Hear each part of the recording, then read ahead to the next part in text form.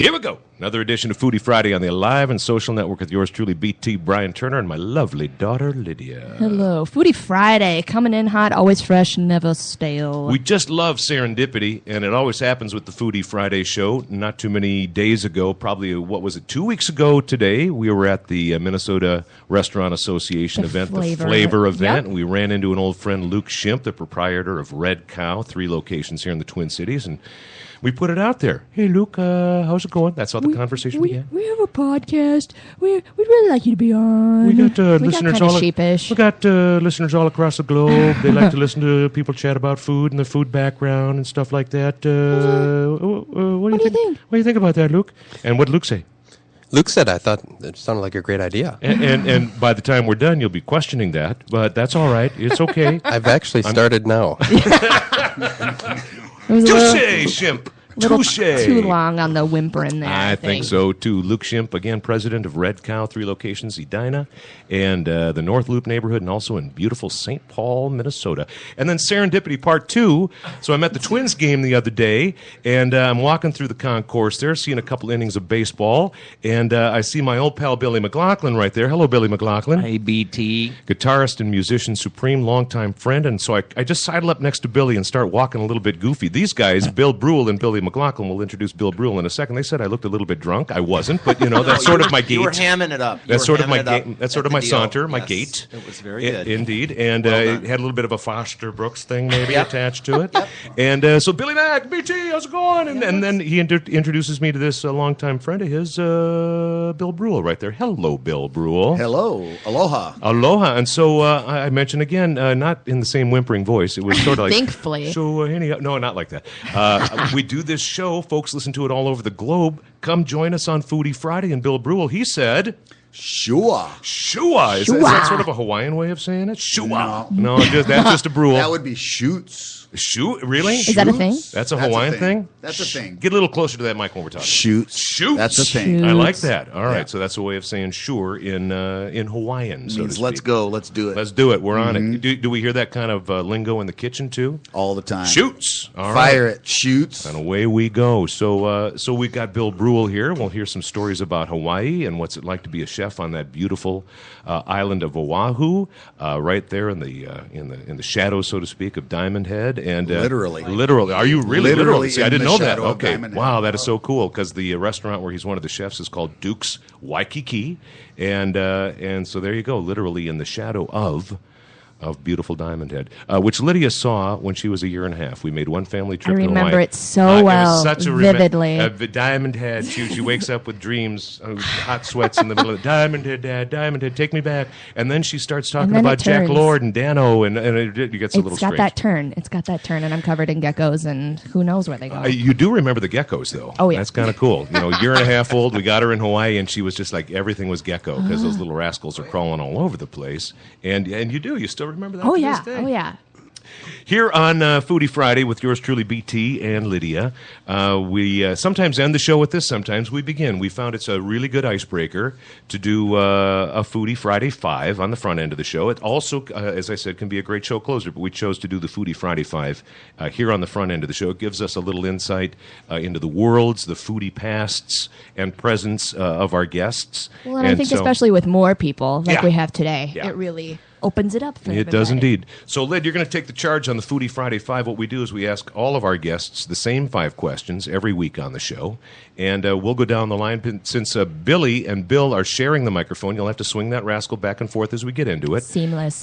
We had a road show last night with the Alive and Social Network with our Twin Cities hit show. And they were at the Chart House in Lakeville. Very with cool. my buddy Josh down there. He's a fine owner, great proprietor at the Chart House.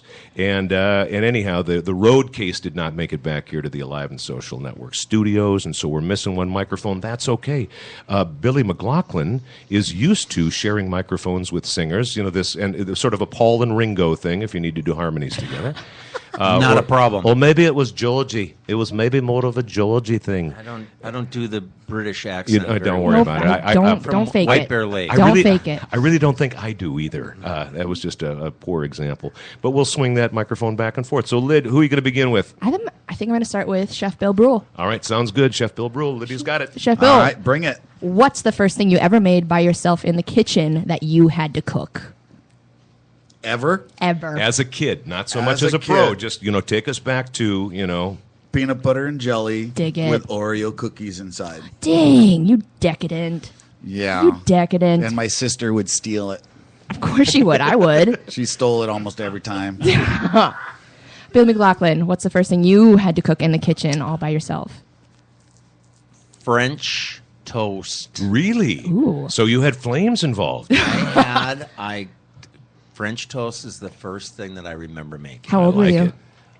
Probably 7 or 8. Okay. Big family. You had to kind of fend for yourself if you didn't jump in there and take charge of the cooking area. You might have gone hungry. You have to assert yourself. Yeah, you really got to bring it forward there. So good job, French toast. You got to mix. You got to do a little mixing. Oh yeah, nutmeg, a little got- yeah, vanilla. you got some spices nutmeg, in there. You put them in there. It's not just the egg and the milk. It's Right. got- Oh. You got to have that little. You got to know. And And that's It's where my special. mom came in. My mom was a foodie. Yeah. And you had to cook with gas. So Oh you yeah, had to gas. turn the flame Absolutely. Put the flame. Lot Hit the of flame. on. Luke Shimp has had some time to think about this now, so that's lucky for you on the Foodie Friday 5. The second or the third guest, as the case would be, has a little time to think about it. So, Feeling pretty lucky. Lyd, give him the question Luke, again. what's the first thing you ever made by yourself in the kitchen you had to cook?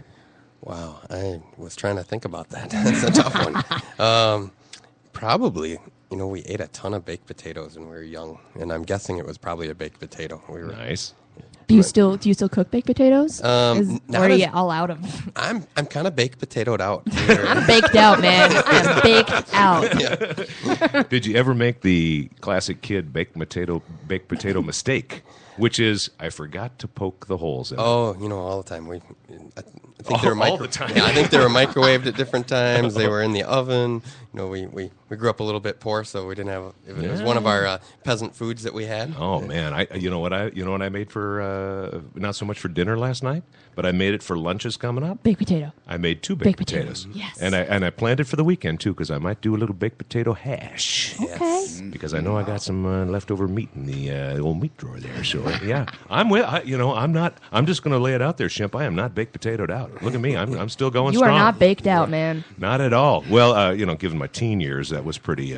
That's a different story. I don't know. I saw Different him at kind the. of baked. Yeah, a different kind of bake there, Chef. You got that I right. ran into him at the Twins game. I'm not sure about the bake. I'm And iffy. it's I'm funny. That's iffy. right. We did see each other at the Twins game as well. That's right. I don't know if it's the same one, but I think it was. It was, Oh, it was the man. day game. Yeah. Yeah. We're Yep. winning, man. Hey man, I got to make it back to the radio station. I got to do a show, which wouldn't be a surprise. He I've called done it the gate too. I saw you. You had kind of a.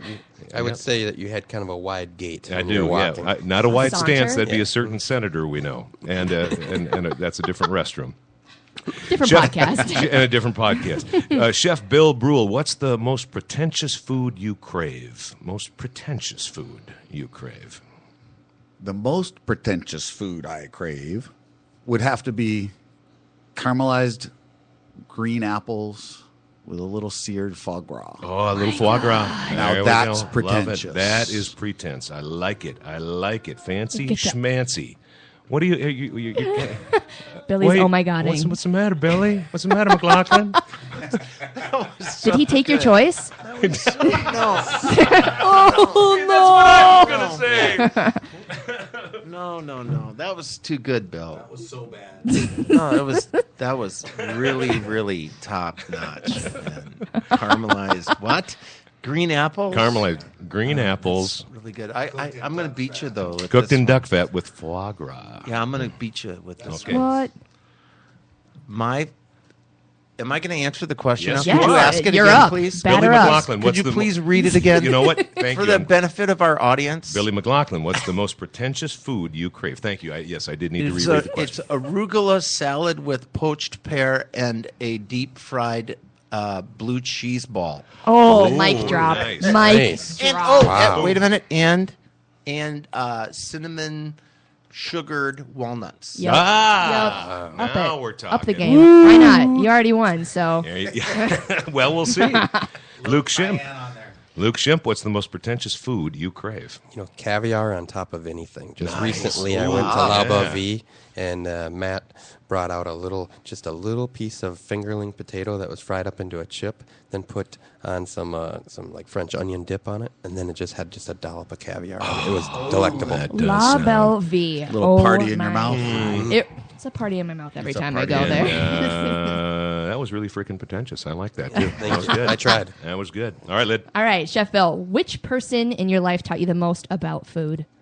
Oh, honestly, it would have to be my mother. I know that sounds cliche, but No. she was one of the best and still is one of the best Italian cooks I've ever met. Nice. She What- can make a lasagna that stand 3 inches tall, and when she cuts it, it's like a It brick stays. of It stays. wonderful, Yeah. juicy, homemade everything, sauce, meatballs, the whole. I mean, it. I can't say enough about it. I'm getting a little grumbly in the tumbly. Just hearing it.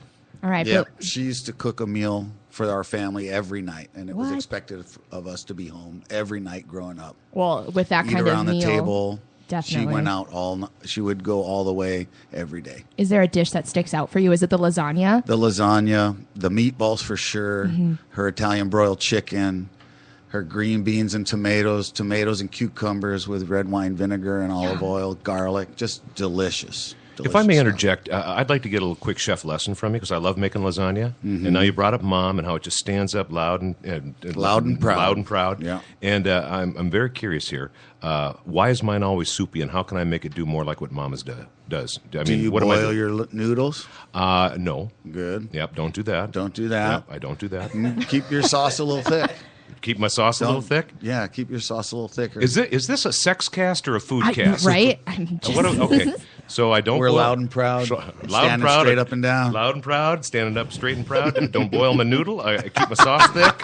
We're not baked out. I didn't know what kind of show I was getting I involved know. in. I'm usually baked out. Apparently, A new rating is going to be put on this show here.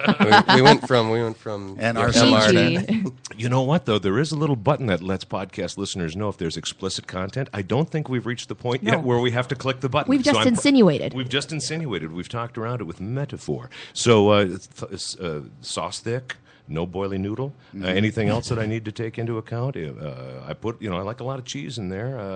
Don't overdo it. All right, That'll then make it all right, slide. All right, that might be bad because I might be putting too much cheese in there. Parmesan, regatta. All right, I'm good. Rigatoni. I'm good. Yep. Can you say boiling noodle again? boiling noodle?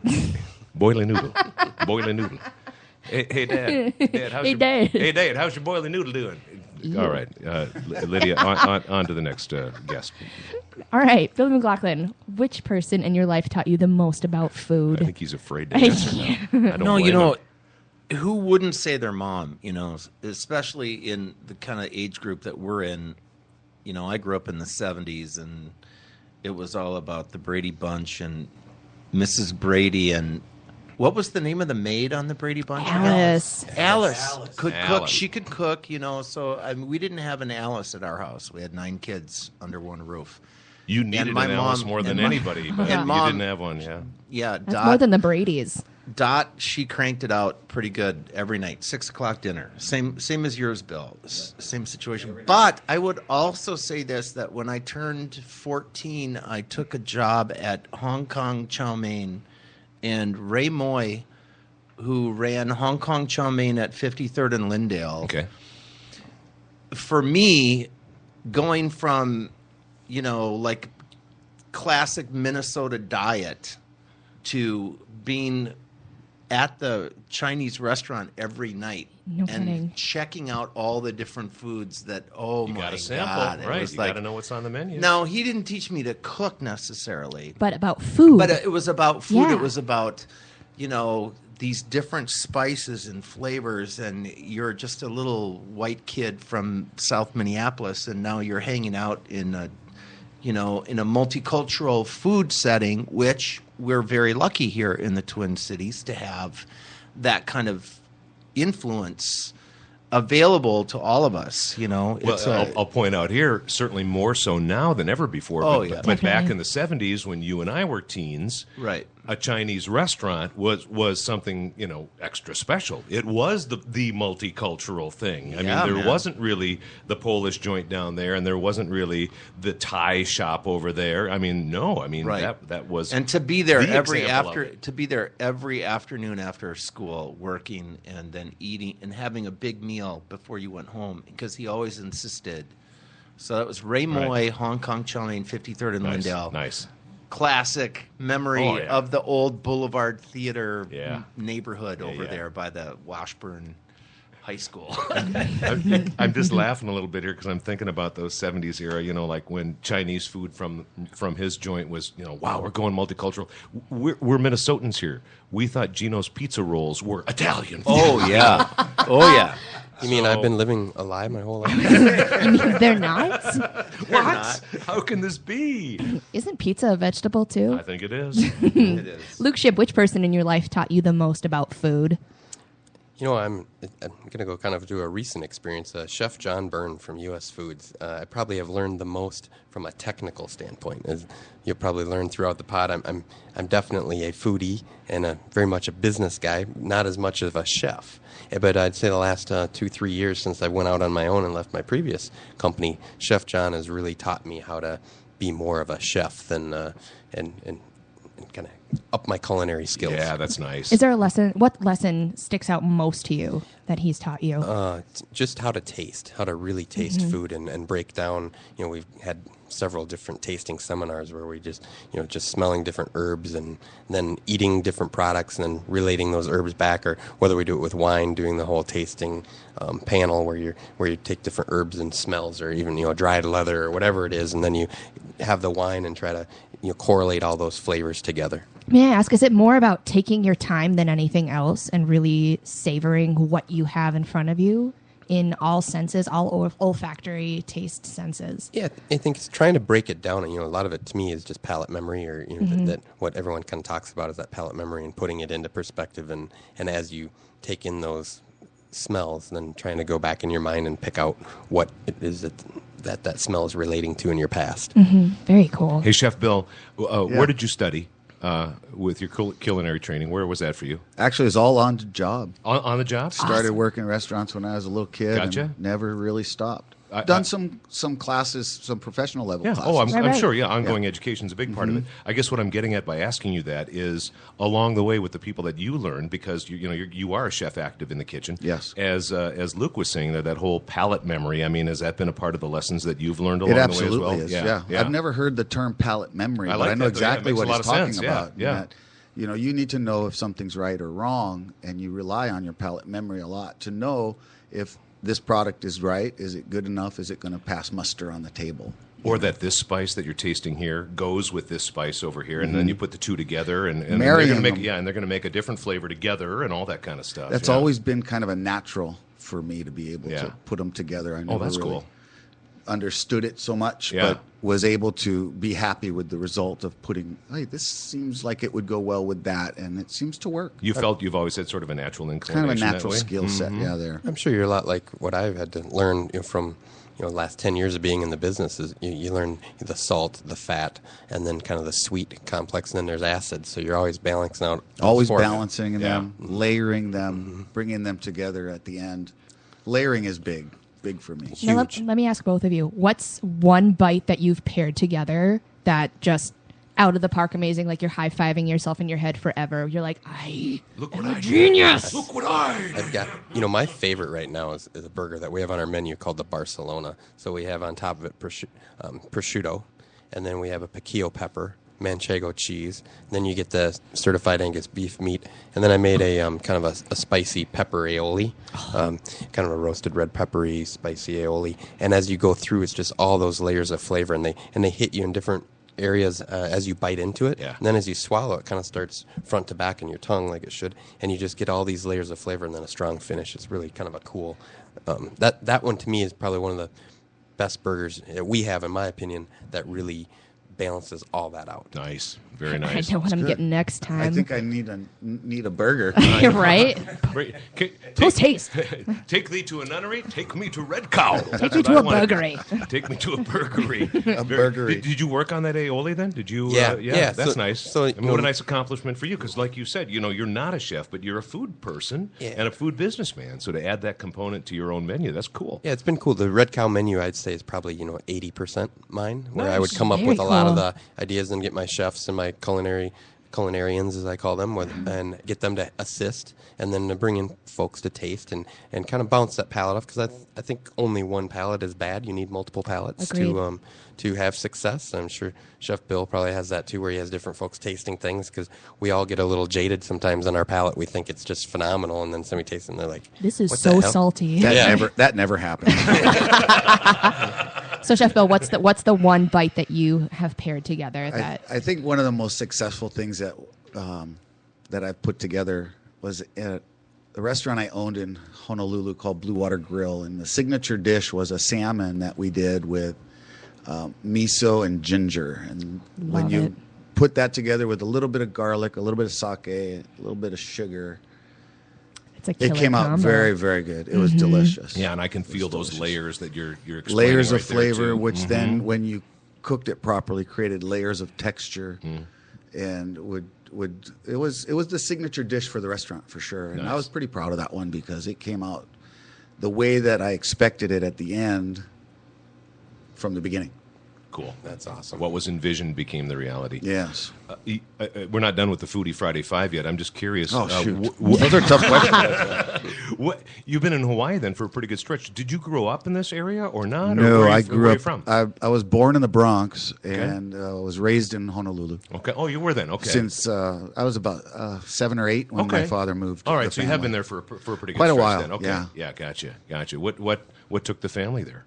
Oh, my father worked for the government. He was Okay. an FBI agent. Oh, is that right? Yeah. Yeah. Special agent. Yeah. Special agent in New York, and I think after the Harlem riots of the '60s and all that kind of social upheaval that was going on back in those days, I thought, I think I'd rather raise my kids somewhere else. Yeah. And I always told him it was the best mistake he ever made, Nice. moving to Honolulu. Yeah. Was Hoover still in charge when your dad was in? I would think so then, probably. Hoover, huh? actually, yeah. Yeah. He was. I've got things in my little baby file that my parents gave me that, a letter from Hoover saying, congratulations, On the Dad, birth of your on the Bill. birth of your child. Young Yeah. Son. Yeah, wild stuff. Yeah, well, wild stuff. I'm already imagining he's signing that letter in a dress.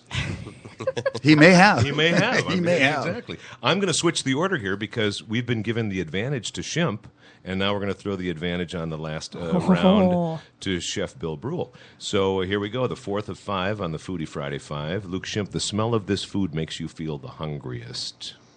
Pizza. Very good. Billy McLaughlin, the smell of this food makes you feel the hungriest. Just the smell alone makes you feel the hungriest. Garlic and onions. Whatever. Yep. Nice one, really. Yep. You know what? If Wow. you start with that, you can go anywhere. Garlic, Yeah. onion, butter, done. Right. Olive oil, garlic. There you go. The That's three. everything. Yeah. That just encompasses all foods. you described umami at its base. Just the guitar player here, okay? I'm not the chef. I'm just the guitar player. Chef That's Bill- right. You're just a guitar player. Oh yeah, right. Only a guitar man. The smell of this food, Chef Bill Brule, makes you feel the hungriest. I feel like I feel a little cheesy saying pizza too, but I have an affinity for pizza. Yeah.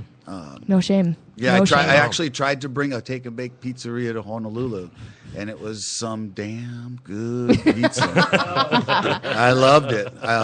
It was great. Did that with my kids. It was one of the best things I think I've ever done. Nice.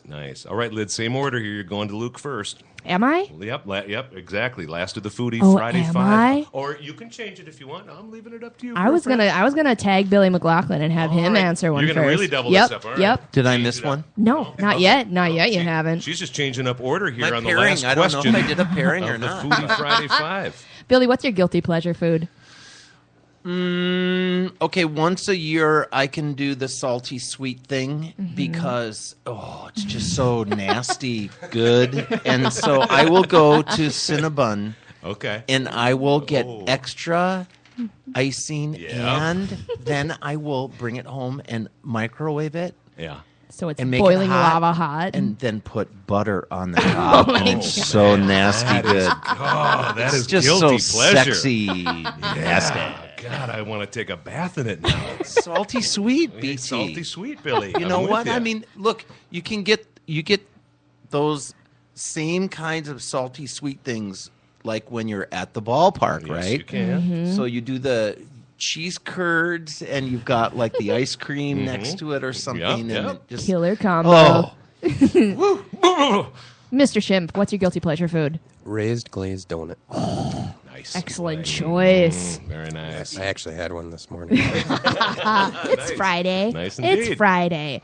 What I'm about you, not Chef Bill? promoting sugar. I'm not going to promote sugar at all. So what are we promoting as a guilty pleasure food? Oh, that's a really, really difficult question to answer. Is there any It guilty really is. pleasure for you in food?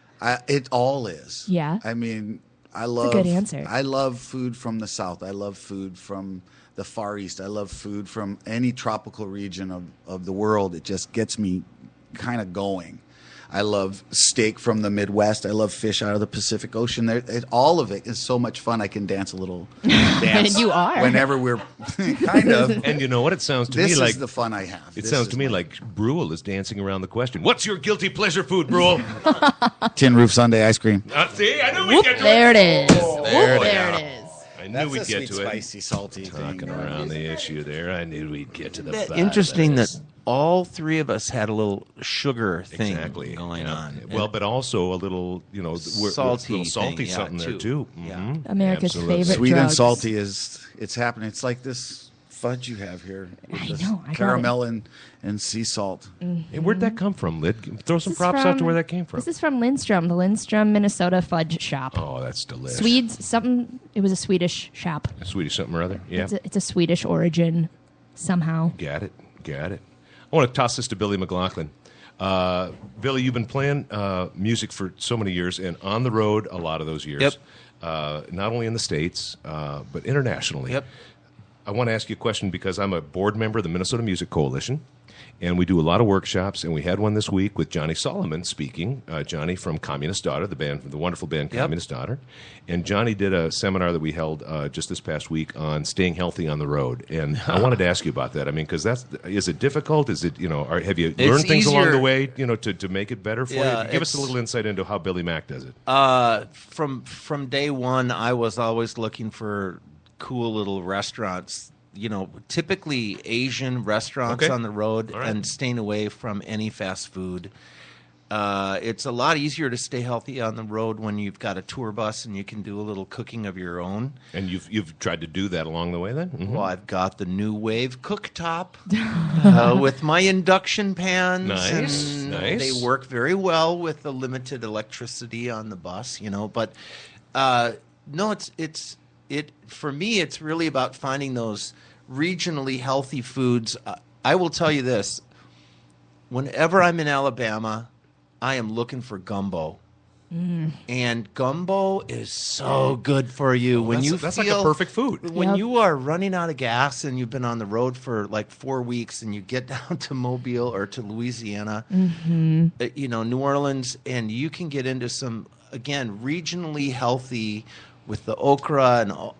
It's and got Bill. everything Bill in makes it. a badass. Oh, excuse me. Oh, no, it's a podcast. It is badass. He makes Bill makes a gumbo, and he's learned how to do all that. I've never learned how to make it, but I look for those types of what I would call regionally specific foods that are, So if you're in, let's say you're in Delaware or you're in Maryland, and you're going to have, Gonna have some crab. Crab, Yeah. right? Exactly. You kind of go with what is really working in that area, and when I might be in Honolulu, I might be after the fish tacos or whatever.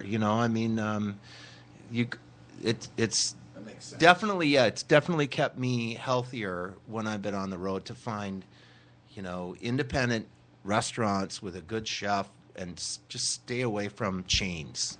And I would imagine Basically. then you develop some relationships there, whether you know the people or not, but you certainly remember those places, and you frequent them when you're back in this town or that town or what have you. Well, and in Mobile, they come and go because the hurricanes come and blow them down. The original Oyster House has been rebuilt 2 or 3 times, and that's one of my absolute favorite places in America. If you've never been to the original Oyster House in Mobile, okay. you need to pay attention and get there next time you're driving between Florida and Texas or wherever, So I relate different cities with different restaurants, definitely. Places that I look forward to getting back to. One of my favorite stories, I was driving up from the Tampa Bay area in Florida through the Panhandle going to Louisiana, and I came into a little shack place with a bunch of shrimp po' boys. And it's the people really that draws me into those little side places. And I'm sure you would say the same. The food is definitely a part of it, and finding something that's regional, that's local, that they're known for. So you had fresh Gulf shrimp in a po' boy, but it came to me from the server named Kayla. Hey, y'all, I'm Kayla. Kayla. And she talking about Louisiana and New Orleans. Oh, last time I was in New Orleans, it was for the NSYNC and Britney Spears concert during Mardi Gras. Everybody was banging on the windows, acting like Looney Tunes, which is one of my favorite stories to share. Nice. I love Kayla. Kayla. I love her. Kayla. She's a delight. Chef Bill, with living on an island, you have to cook regionally. You have to cook locally, I'm assuming. We do the best we can. Yeah. Yeah. It's really important to me and to, fortunately, the people that I work with to buy as much local as we can. Mm-hmm. Unfortunately, though, our island can't really sustain the population with its agriculture. And there's a lot of agriculture out there, don't get me wrong. But there's a lot of people out there that like to eat, too. Well, and there's a lot of people coming to those islands. So, we do the best we can, trying to source locally and regionally. On the big island of Hawaii, they raise some cattle. On Ni'ihau, actually, they're actually starting to bring forth some eland, some big elk, which is very unique and cool? different. Yeah, really cool. Ranch elk, then I'm guessing. Yeah. I mean, And this is an island that's privately owned and completely off limits to the general public, and doesn't even have natural flowing water. And they're raising these giant elks. Oh my Beautiful. God. Just starting to come to market. So what do you know about the water situation? Did you have a Catchment. a catchment or desalination yet, or not? All just catchment. All right, so cisterns and everything like that. Okay, That's right. Got it. It's really primitive. It's quite primitive. Yeah. Wow. Quite a throwback. But, we grow great tomatoes, melons, squash, lettuces, cabbages, all those kind of things year-round, too. Not like here, where you have to get out and dig now. Yep. Yeah. Get some things in the ground or you're going to get left behind. Here in Hawaii, we have a year-round growing seasons, and it benefits. We get beautiful, like I said, beautiful tomatoes. Melons are sweet melons. Well, the soil there is just amazing too. It's really good for a lot of things. Yeah.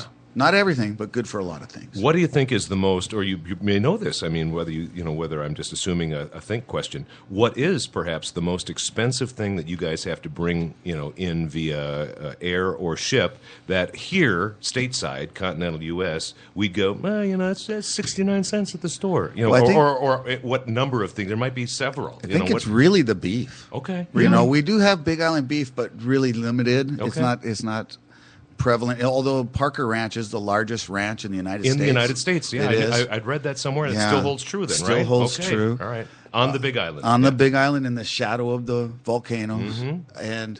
But we bring in, corn-fed beef from the Midwest Okay. for our restaurant. Do you get sweet corn? I mean, would that be something that Seasonally. Would come? And you Seasonally. grow it there? Yes. Okay. So corn that- grows very, very well in Okay, Hawaii. so that's something that is, Kahuku sweet corn is some of the Wow. best corn I've wrapped my mouth around. Oh man, I got to try It's that because delicious. obviously here in Minnesota and the Upper Midwest, I mean, sweet corn's just a thing. It's just a thing. That's Yeah. true. Billy, How what about was- milk? Oh my gosh. What was the name of that sweet corn again? Billy's questioning that. Kahuku. Kahuku. Kahuku. Kahuku It's corn. the northeast corner of Oahu. Kahuku. No, I'm not speaking a foreign language here. Yes, I am. I guess so. it had a little Maui Wowie aspect to it. Wow. That's how they named it. Yeah, exactly. Luke, you ever traveled to Hawaii? I'm not. That's Okay. one state I have not been to. Because, given what Chef Bill here said about the beef thing, I mean, I don't know. If a red cow were to be in Hawaii, that might be a difficult thing. I don't know. Yeah, it's one of the places I'd like to go. My wife's been a couple times. We've talked about it, but I just have not made the trek. Yeah, it's been a long time. Well, Lydia, you're 25 going on 26. You were a year and a half when we were there. So, 20 plus years for your mom and I, before your brother was even on the planet. And it's just been... You're due for a return Oh, visit. I Boy, agree. are we ever. Overdue. I think it'd be a little bit different trip for you this time. Though. Yeah. She'd still look at the geckos, though. I know that They're would everywhere. Be a thing. They are everywhere. I know that would be a thing for sure. The cross-section of folks that you get that come in, I mean, like you said, you can't grow enough stuff on the islands, plural, to make everything happen for folks. So, I mean, how do costs come into play when it comes to, your restaurants and where you've worked? You've owned one in the past. You're working for somebody else now. I mean, cost control has got to be a huge part of what's going on for you in the kitchen, and then the prices that are reflected on the menu. It is. You get to a point where you have to pass it through. You Yeah, just have you to just have pass to, it through. You can't. I mean, I don't know what you charge for a burger at the Red Cow, but I mean, it's What's the not general uncommon price, to see a Luke? $16 burger. Yeah, we're we're like $10.50 to $14. Okay. All So, right. but we're also dead center geographic Waikiki Beach. I mean, in the shadow of Diamond Head, you Well, got to and that- pay to Right, be in to paradise. be there. Yep, Exactly. yep. You want to be in paradise, you're going to pay, even if you live there. You know, a lot of people come and then they go because they can't get their traction. You know, and restaurants or businesses, it's kind of the same thing. Sure. You have to learn to pass it through.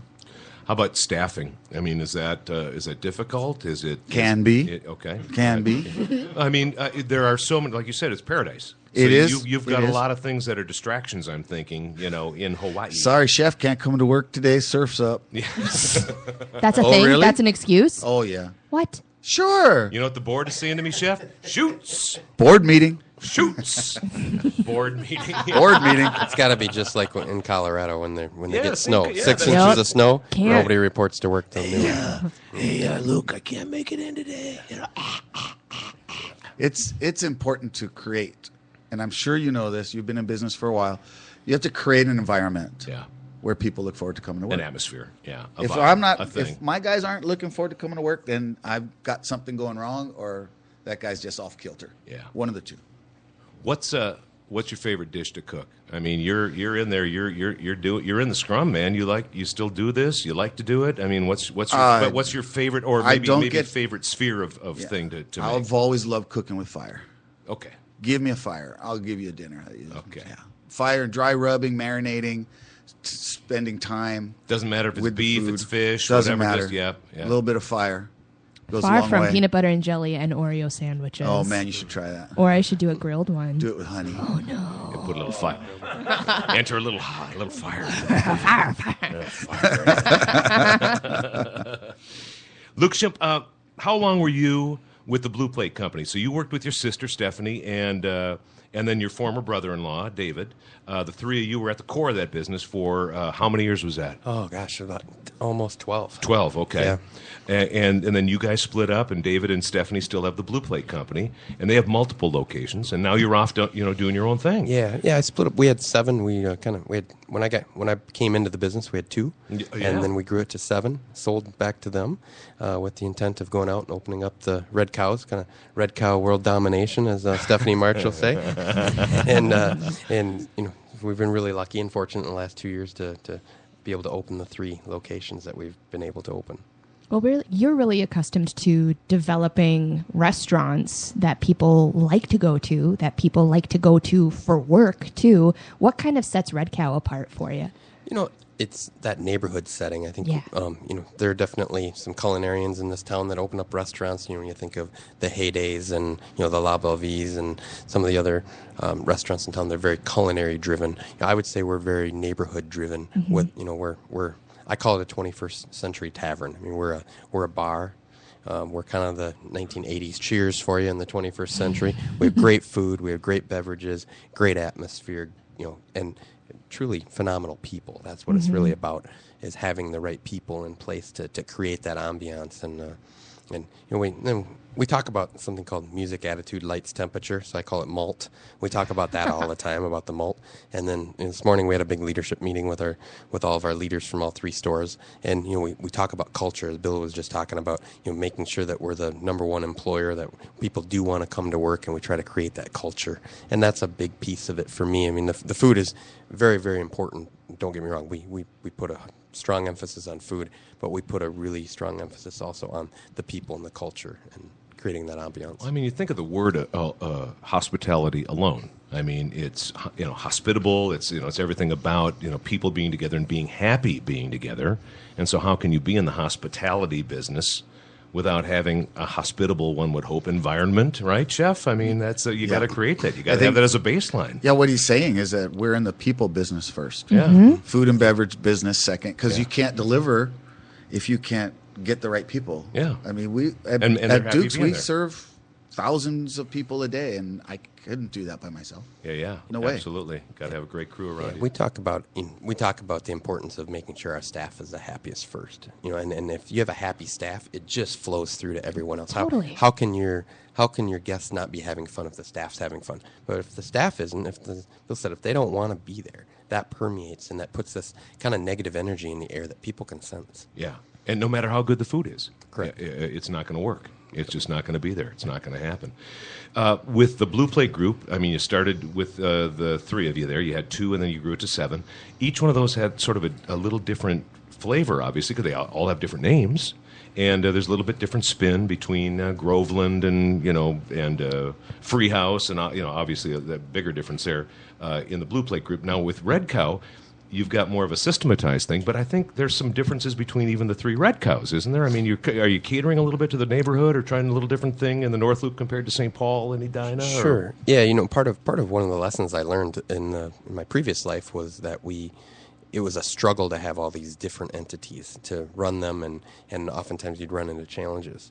At least because everything had a different menu, probably. Different menu. Yeah. You walk in, you had to figure out where I always joke, you had to figure out where the bathroom's at the place. Where do we keep this? Where do we keep that? How do you? And so I wanted to take that element out of it, but yet still make it feel neighborhoody at each place, and not that what is there is bad. It's just different. I wanted to go in a different approach. Yeah. And so the Red Cows have the same name, virtually the same menus. There's a couple subtle changes there. The beer menus change. We have a beer director at each location, so they get to pick their 36 to 48 draft beers, all on their own, and kind of run that program. Because that North Loop neighborhood, they're going to have, in the condo livers and dwellers, they're going to have a different thing than the folks that are living in the suburban homes in Edina. By and large, they're all going to be a little definitely different. Differences. And then 50th Street in Edina, South Minneapolis, there only has beer and wine. Then our St. Paul location has spirits. So then we did a different spirits list there than what we have downtown, or at North Loop, just to have some differences in it. But a lot of similarities. Each one, kind of joked in a recent article, each one has a different color of red, and that you wouldn't know it. But you walk in, there's brick. There's some cowhide around. There's red. There's the red booths, and there's wood. And everyone has a different species of wood, and everyone has a different color of red. Which you cool. wouldn't necessarily know it, but now that I say it, people walk in like, oh yeah, that is a different color. That's beech, and the other one was black walnut. This is amazing. I'm getting more of like a hemoglobin red here. This is nice. We have real red. We have stop sign red. And we have rave red. Will you'll continue that sort of attitude and that theme as you build number 4 or 5 and onward, I would think, huh? I mean, that's kind of it's a fun little thing. I think that's neat. I think, truthfully, we're probably done with Red Cows in Minneapolis, St. Paul. I think we're in 3 great neighborhoods. I don't want to oversaturate the market with Red Cows. We'll see. I say that, and I say that loosely.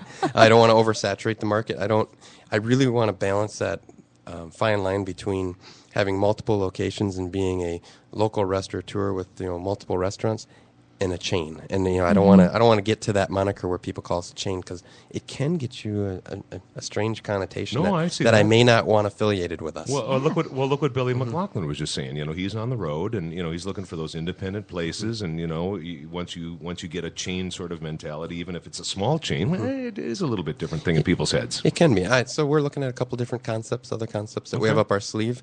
We're looking at some other cities to go to. Well, could the Red Cow concept go to another city and still be Red Cow then? I would think, Yeah. because it would be a different, wholly different audience there. Yeah, we're definitely looking at other urban markets, and we do want to stay urban. That's a big, Okay. that's a core piece of my kind of, I guess, beliefs or strategy is that we should stay urban. I don't foresee us being a Red Cow Woodbury, Red Cow Maple Grove, Yeah. Red Cow Eden Prairie. Yeah. I think that we're very much an urban, 21st century tavern. Yeah, good for you. I mean, it's a real fun success story to watch too, and I think it's really fun that people come in knowing that it's sort of a burger place. I mean, that's the front end of it, but then you surprise them. They're sitting down. There's cloth napkins. There's just a whole sort of a bit of a notch up, and I think it surprises people. Yeah, I do too. I think that's one of the reasons why we've been successful. Is people come in and they're used to a lot of the burger restaurants in town. Everything's served in a basket with a paper napkin, and maybe not so nice silverware, whether it be the lower grade silverware. We use a higher grade silverware. You get red cloth napkins. We got these thick butcher block tables. Salt and pepper grinders on the table that are logoed and branded, but it's sea salt and cracked pepper, and, Nice. and things just are different. Our plateware. I mean, I actually have some plates that are 28. Some steel light plates that are $28 each. Wow. So when they drop one, we have a funeral in the kitchen. We go over and we do a couple of Hail Mary, Our Fathers, and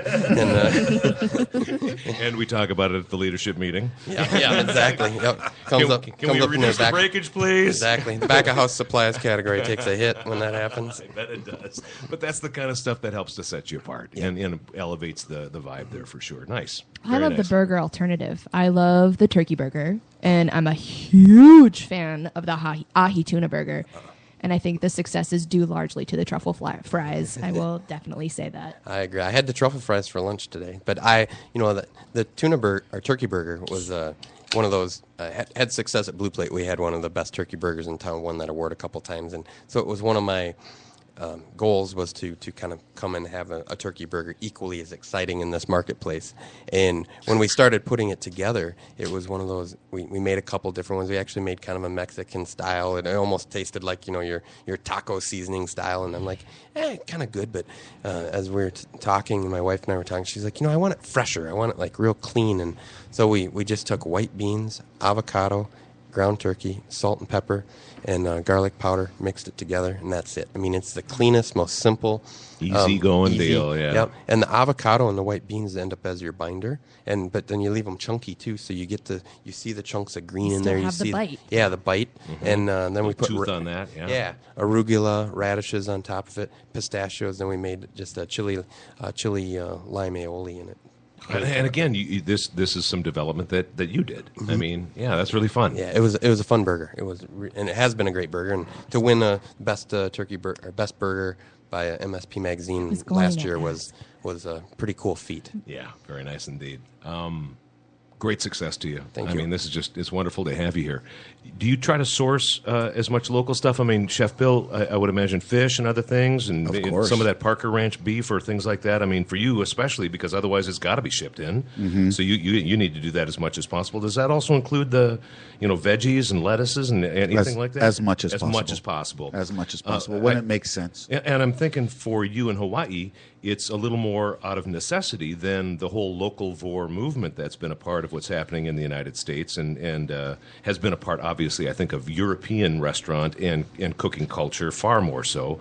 But certainly it's people as customers are embracing it more. But you've had to do that because of the distant location of Hawaii. Not from a financial standpoint. Okay. Because local produce is not always Always cheaper. cheaper. Okay, all right. It's not always cheaper because of the efficiencies here in the big farms. And then the big ability to ship that. mega farms or whatever you call it, and the shipping efficiencies that Okay, are right. incorporated in corporate America or however you want to Yeah. structure it. But it's a conscious decision to support our local economies, to keep food fresher, move away from the factory farms. We have a big responsibility at our restaurant because we do serve so many people that we want to give them as pure a product as we can. And we're really shifting now, currently, as we speak, from factory farming to the clean, organic, hormone-free pork, chicken, and our fish has got to be seasonal, local, Okay. not long line fishery, but as much as possible troll, line caught Line fish. caught, yeah, all right. So that we're not promoting those factory farm concepts in our ocean too. Is this more chef driven for you, or is it a combination of chef and consumer driven? Like they're asking for it also. I think that we're in a unique situation where our customer base switches over every 7.4 days. Sure. We Right. have a whole new bunch clientele. of people. Yeah. And they come from all over the world. Yeah. Certain time of the year they're from New Zealand, Australia. Other time they're from Germany, Austria, and the Netherlands, and Japan, whatever the case may right, be. Japan, China's coming on strong. I would think, yeah. I think it's a combination from us as chefs and our leadership teams to migrate as our company goes through different evolutions. Yeah. Yeah. Luke, for you guys, I mean, the beef that you're accessing, the turkey, for the turkey burgers, do you try to keep it as local as possible? We do. We shop local. Our CAB comes out of western Iowa. Our grass-fed beef comes out of Wisconsin. Okay. We like our turkey, our pastrami. They're all nitrate-free. Our potatoes, which is a great story. We use a little farmer out of Big Lake, Minnesota, and from August through about January, we send a truck up there twice a week. And there are times during the harvest season, like in August, September, October, we actually are standing there and they're boxing the potatoes right as they come out of the field and cleaned and put onto our truck. That's cool. Oh, It's my. That it's is really cool. yeah that's super good. Yeah, that's really cool. That's probably the most local closest thing that we're doing. But we work with U.S. Foods, and they even though they are a big broadliner, some people think they're the big bad broadliner. They're really a great resource. They have their produce buyer here locally buys as much locally as we can, as often as we can, because it just makes sense. And we have great produce at certain times of the year here too. And does your menu reflect that? I mean, more of a seasonal thing, or do you need to be more consistent on a month to month basis? Yeah, we try to be more consistent when we do have things on there. But when we work with the buyers to buy the product that is local and seasonally appropriate or seasonally local, and then it kind of bounces around. And when things go where they're not as tasty, which there are times, like we just had some peaches shipped in that came in out of Florida. They just were didn't work. Yeah, they weren't good at all. So Yeah. then we ended up having to take that out. We had a menu written for it, and we took it off the menu. It just was bad. Yeah, because you don't want a menu item that says, "Would you like some bad peach tart?" Right. It just wasn't going to work. So we'll wait until those Colorado peaches are, Not a juicy. good menu item at all, right, Chef? Not No, very good, Not no. very good. No, Don't this is feature wise. it. How's This the is- bad peach tart today? Yeah. I'm guessing you have a special on it. That's my guess, or a not so special as it might be. But the easy stuff too, bakery products. So we use Willette's, which is local. Wisconsin cheeses, things like that. There are several easy items to choose from. Who's baking your buns? Willette's? Oh, right, there Yep. you go. Got it. Yep. So, super. Yeah, I mean, you can't get any more fresh than that. At No. 50th Street, they actually walk out their back door into our 'Cause back they're door. I was right gonna say, there. yeah, It's right- it's they're about right a next door to you. 50-foot delivery. Yeah, very nice. Here on Foodie Friday with Luke Schimpf from Red Cow and Chef Bill Brule from Duke's Waikiki in Hawaii in Honolulu, and musician Billy McLaughlin. I wanted to make sure we spent a few minutes with Billy because I want to talk to you about one thing, Billy. Are you sure? Just one Are thing, you though. sure? Well, just one narrow sphere, one silo, if you will, right. of the Billy McLaughlin world. We know a bit about your music, and folks can go to BillyMcLaughlinmusic.com. Am I right there? Is music or BillyMcLaughlin.com? BillyMcLaughlin.com. Years ago, the issue with you on a health level with focal dystonia, where your ability to play guitar was literally taken away from you, and you learned how to play with the opposite hand, and you're Right. still playing to this day. Yep. That began a period of advocacy for you on neurological health issues, and I just wanted to make sure we spent a few minutes asking you about that and what's going on in that part of your world for you. It because has it's nothing to do with food, I BT. know, but that's why I prefaced it minute. with those very words. Okay. Because I thank think you it's for that. fascinating, it's interesting, Yeah. and it's a part of social consciousness Well, that we health, like to bring to the it's, show. It's, and health, it's a health it's all thing. about Yeah, health. Absolutely. It's all about health. And the fact is that when we address issues of health, we're typically talking about lungs and cardio, and we don't think about what's between our ears. Right. And that's Command Central. And as a person who's got an issue up there between my ears, which is, growing up, my mom always said that was where my biggest problem was. I think your mom and mine and maybe more people in this room. I don't but then know. also to be a parent and have a child with a neurological condition as well. And so you're not only a person with a condition, but you're a caregiver, and you're realizing that within the large picture of healthcare in America, chronic conditions like neurologic conditions, which would include Parkinson's, Huntington's, MS, dystonia, epilepsy, autism, Alzheimer's. Here we go. Okay, like all of a sudden now you've just hit every person in the room. Absolutely. Somebody's been affected. 1 degree of separation. Yeah, it's so much bigger, and no offense to our wonderful brothers and sisters who work at Susan Komen, but neurology is so much bigger than cancer. Well, there's so than any little cancer. known about the brain. Right, and therefore there have to be advocates. There have to be people pushing for expanded research. And the fact is that most of my friends who are disabled due to a neurological condition are disabled going into their peak earning years. So instead of paying into the system, they're already taking out of the system. And why? It's because nobody understands what's wrong with them, and that's just that's going to change over time, as long as there are people pushing to help make sure that we don't overlook the essential costs to our system that those people inherently bring. Even if you just look at it from a dollars and cents standpoint, and I'm looking at it more from a humanitarian thing, I don't want them to suffer. Nobody wants to see your kids suffer, and I've watched way too much of that. But if you just even go to the economics of it, it's ridiculous that we don't have more in play. And I applaud Obama's his brain initiative is a good first step, and it'll be interesting to see what happens with whatever next leader takes over, right? Whatever happens next, because these are not short-term research projects. The National Institutes of Health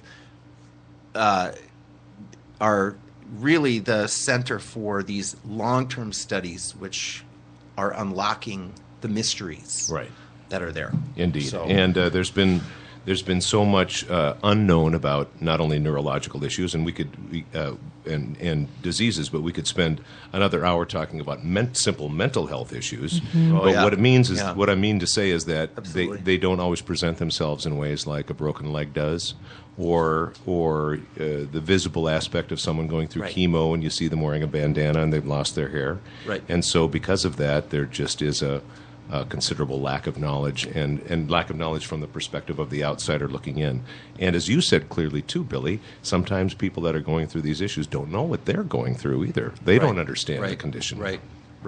Well, it's a great thing to be in a healthcare conscious community like the Twin Cities, where we have companies like Medtronic, which is a leader in neurology and in neuromodulation, and just go down the list of great institutions and research. The University of Minnesota has got a fantastic, the Mayo Clinic. I mean, we're pretty lucky to be, or I feel lucky that I live in a community that is we've got our game on in this area, and we're going to be a leader. We're going to be a national leader in this area. If I have anything to say about it, I mean, the American Brain Foundation is based here. You saw me with my American Brain Foundation shirt. I did at the Twins game. Twins game, absolutely. I was wearing it proudly. Yeah, they're part of the American Academy of Neurology, right across the street from the Guthrie. I mean, these are world leaders in neurologic,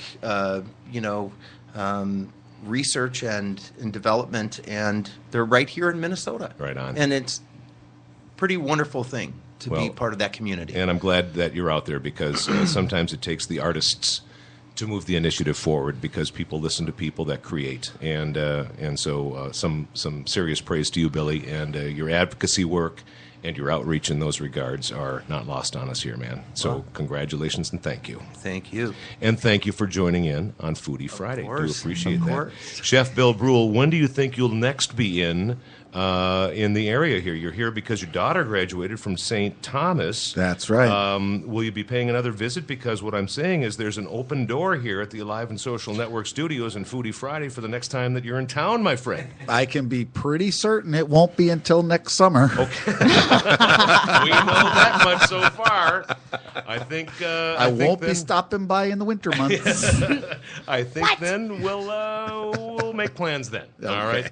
Hey, Bill, real pleasure meeting you at the Twins game the other Yeah, day, and nice to a real pleasure to have stumble you here on the into show. you, too. Yep, and great conversation, some good stories, and thanks for joining us. You betcha. And I know that you're off to, alongside Billy, a little cross-section of what happens on Eat Street on Yes, Nicollet we are Avenue looking South. forward to filling up on some different appetizers, that we call them poo-poos. in Hawaii. Poo-poos. You're going to go shoots on some poo-poos. We're gonna go shoots. We're gonna go grind some poo-poos. Grind some poo-poos.